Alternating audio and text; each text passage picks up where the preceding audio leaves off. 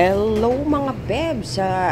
Ito ang isa sa kaganapan nitong Sabado. Nandito kami sa Villa Caceres sa Naga, Peña, Francia, kung saan ang lugar ni Our Lady of Peña, Francia, na taon-taon ay nandito kami at meron ng free breakfast at hindi natin palalagpasin. Bago kami pumunta sa katedral ay mag-aalmusal na muna kami at dahil traffic baka mamaya hindi na namin maabutan ang free breakfast na hanggang 10 lang. Kaya i-check out natin kung ano-ano ba ang kanilang mga food dito na ino-offer ngayong breakfast. So meron silang pancake and bacon. So mamili ka dito at pwede rin magpaluto, no, be? Okay. Meron din silang ready na ang sunny side down. At ayan, meron din sila ritong mga rice cake, mga malagkit na from Bicol pa. At meron din sila rito, ano to? Binamban. Binamban, ano yun, Neng? Ano yung binamban? And suman. Ano yung binamban? Sticky rice siya. Tas may lasa na siya, be? Okay. At meron din silang alak. Kung gusto mo morning, magpakalasing ka, pwede. At yan may palatik. So ito yung binamban. Para lang din siyang suman. Okay. Kanilang mga side dish. Meron silang fried rice. Itaas mo na ito pa. At meron din silang pansit bihon, ang all-time favorite. Merienda, almusal, bahala ka na. Pre, meron din sila ritong paborito ko, ang mixed vegetables. And ano to? Omelette. May omelette sila. Ang tuyo. Para sa mga may kidney. At meron din silang mga cute na longganisa dito na mga skinless. And meron din sila ritong tocino. At meron syempre mga pineapple. At doon naman tayo titingin sa... So hindi ka pwedeng mag-dessert, ha. This is for lunch and dinner lang. Hindi siya kasama sa breakfast. Ito, for lunch and dinner lang din. Hindi po pwede ngayon. Hindi ka pwede dyan. Doon ka sa mga rice cake. At parehas din pala. So, the same lang din pala. Kung ano yung meron doon, yun din ang nasa kabila. At ikaw na ang bahalang gumawa ng mga salads mo. Kung ano yung trip mo sa buhay mo. At ayan, meron din sila ditong salad. So, parang ito ang uunahin ko. For a diet, for the fitness. Charot. At ito ang kanilang mga dressing. Meron din silang mga breads. Assorted breads. Tapos ilalagay mo yan kung gusto mong i-toast. And strictly no leftovers and take out. Yan ang policy. Kahit saan naman buffet, ganyan. At ito ang kanilang drinking station. Meron silang pakape. Ayan, may pakape dyan. Meron pa cereals. At may pa hot chocolate. Ayun. So, kukuha na tayo ng aking kakainin. So, ayan mga bebs. I have it all. Pero hindi na muna ako kumuha ng masyadong marami. Yan na lang muna. At mamaya naman pwede kang bumalik. Meron din tayo rito konting salad. Ayan. At siya konti-konti lang. At meron tayong coffee. So, umpisahan na natin. So, yan mga bebs. Very fresh in the morning. Kailangan na morning start tayo early. Para naman mamaya pupunta pa kami ng katedral. Kaya inuna muna namin ang almusal.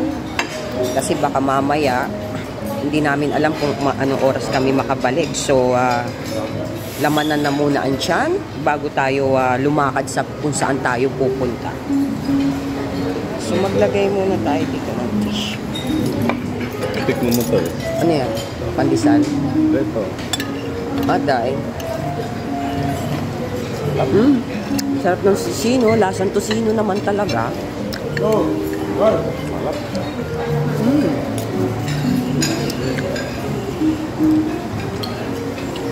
Langgunisa de Bicolandia.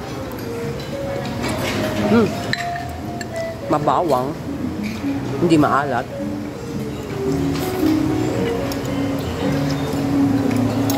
Masasarap lahat. Biyernes kami ng gabi umalis mga bebs, mga 10 o'clock ng gabi or 11 o'clock ng gabi at nakarating kami rito ng Sabado ng alas 11:30 na ng tanghali. So 11 hours or 12 hours, more than 13 hours kami dumating. So ganyan ang biyahe namin, mga bebs. Kasama na doon ang mga abirya, ang mga traffic, at mga kung ano-ano pa sa kalsada dahil ang mga puro makakasalubong mo ay puro truck. Puro mga Optimus Prime sa kalsada yan. And a shout out dyan sa lipag ko si May na siya ang nag-book sa amin dahil wala na talagang mga hotel na available. Puro gulay naman yan. Puro fully booked na mga bebs. At buti na lang na-check ko kami dito sa Villa Caceres na siya ang nag-book. Maraming salamat sa iyo, May. And yun nga lang, ang presyo dito pagka ganyang kapistahan ay doble. So kung 4,000 yun, 8,000 per night. Kaya wala kang magagawa for ano lang yung for 2 yung halaga na yun. Pero free naman yung breakfast niya at sulit naman. At pagtanghalian naman at pagkunan ay pwede kang lumabas at marami kang makakainan dyan. Nandyan ang mga fast food, mga karinderya. Pwede ka naman kumain ka kung ayaw mo sa hotel o nagtitipid ka. Kami katulad din namin, kami budget lang din. Hindi pa kami pangwalwalan ng bulsa. Yang araw na yan na kumakain kami ay ang huling araw namin para dito sa kapistahan. Dahil kahapon ng Sabado ng gabi ay kami naman ay umatin ng pagsalubong kay mahal na ina. Iniikot siya sa Naga River at dadalhin sa Basilica Church. Yung kumain ka pero hindi pa punong-puno yung tiyan mo. Ganun ang feeling. At pagkatapos nga namin kumain ay pupunta kami sa katedral naku, sobrang traffic ngayon mga bebs. At hindi na lang kami magdadala ng sasakyan papunta doon sa katedral. Iniwan na lang namin dito yung aming sasakyan dahil mahihirapan lang kami sa pagpark. So magta-tricycle na lang kami. Ito ang panata namin since maliliit pa ang mga anak ko na inintroduce sa akin ng aking biyanan. Usually talaga hindi ako nag-aalmusal, pero dahil libre ang almusal dito, hindi natin palalagpasin. Sobrang dami na ang naibigay ni mahal na inang Peña Francia. Hindi ko hiniling pero ibinigay niya. 2 simbahan ang pinupuntahan namin dito, ang Basilica at ang Katedral. Natapos na kami ng misa doon sa Basilica kahapon at ngayon naman Linggo ay sa Katedral at hahalik naman kami sa Puon. Ano na yung pansit? Ito natin yung pansit.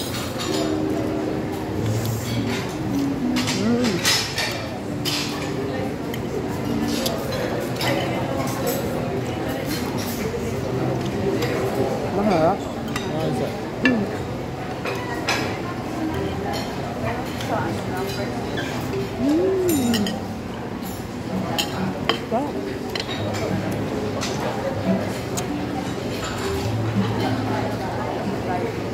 Hindi kayo mag-usap mo?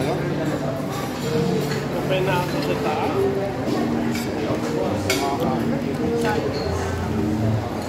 Salad naman tayo.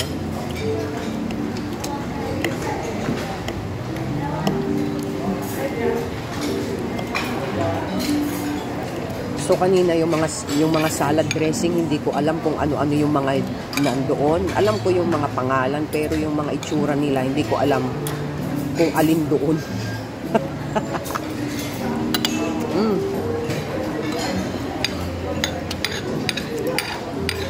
So yung nakuha kong dressing maasim-asim. So, hindi ko alam kung ano siya.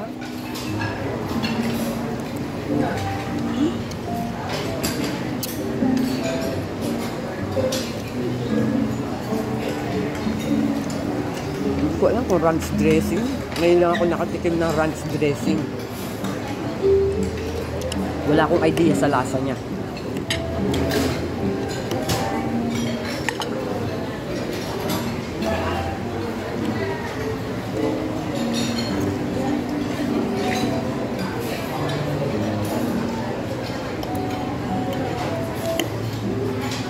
Asim, be.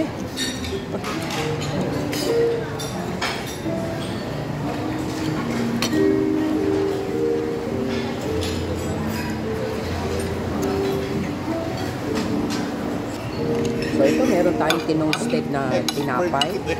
May kasamang cream, dairy cream, at meron siyang kasamang keso.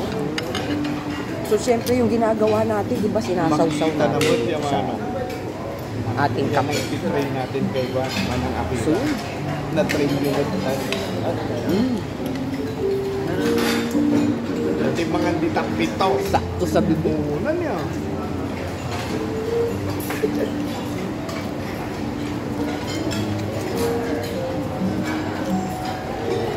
Mahap.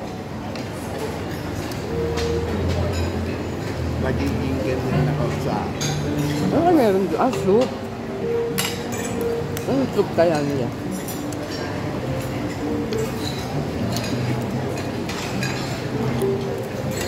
Puro ka namang kwento. Malay mo. Kwenta na. Dapat. Boy, masay. Maraming siya. Yan na, mag-vlog ka na lang. Ikaw ba?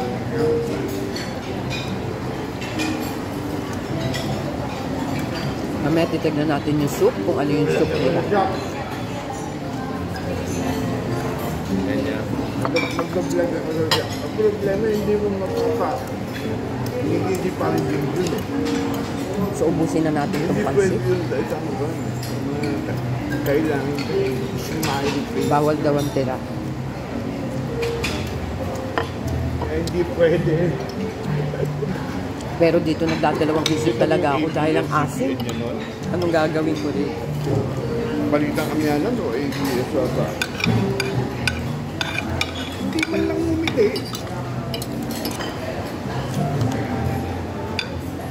Nag-umpisa ako sa...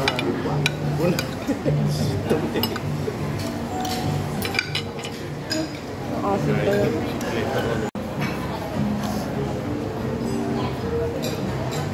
So, law-abiding citizen tayo, so kailangan natin ubusin to kahit napaka-asin.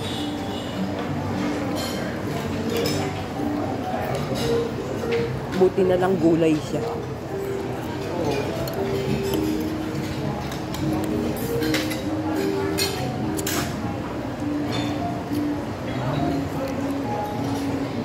Tulungan mo ako. Ay, walang ganyanan, Bebs. Kinuha mo, ubusin mo.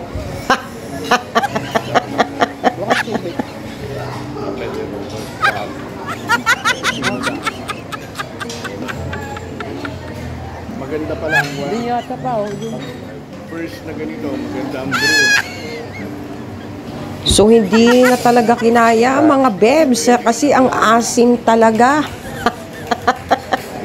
Parang gusto kong ibalot sa panyo at itago sa bag ko. Nakakahiya.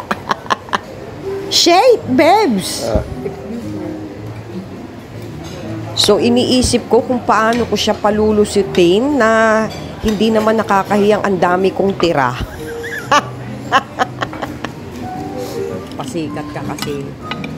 Kaya yan. Busin mo. Tumod. Alas 8 nila ba? So, eto na ang aura ng busog, mga Bebs. At pupunta na tayo doon sa katedral para sa pahalik at sa misa. So, yun lang, mga Bebs. Good vibes and thank you for watching. Mapagpalang gabi sa inyong lahat at sumainyo ang kapayapaan. Mwah!